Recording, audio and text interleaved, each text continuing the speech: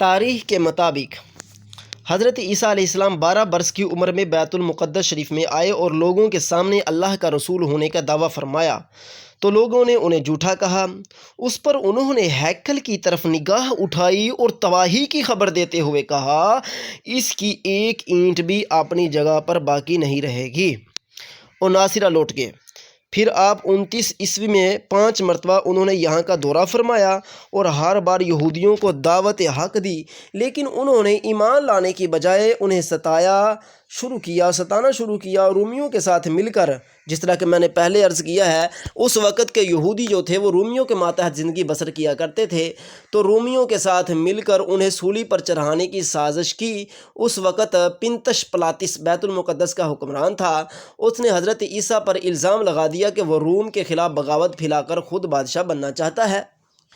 متی کی انجیل میں ہے کہ پنتش پلاطس یہودی کاہنوں کے پرزور اصرار پر حضرت عیسیٰ کو صلیب دی جائے، کہا ہے کہ میں نے ان کے خون سے بری ہوں۔ اس کے باوجود یہود کے مطالبے کو ماننے پر مجبور ہو گیا۔ پنتش پلاطس یہودی کاہنوں کے پرزور اصرار پر حضرت عیسیٰ علیہ السلام کو تاریخ کے مطابق، عیسائی تاریخ کے مطابق رضامند ہو گیا کہ اب میں ان کو پھانسی دوں گا، اور حضرت عیسیٰ علیہ السلام کو 12 اپریل 30ویں عیسوی کو عیسائیوں کے عقیدے کے مطابق بیت المقدس میں کھوپڑی کی جگہ صلیب پر چڑھا کر ہلاک کر دیا۔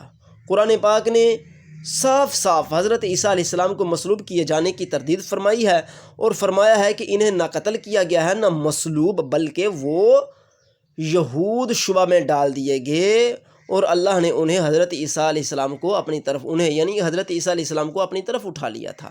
یہودیوں کو شبہ میں ڈالا تھا اور عیسیٰ علیہ السلام کو اپنی طرف اٹھا لیا تھا۔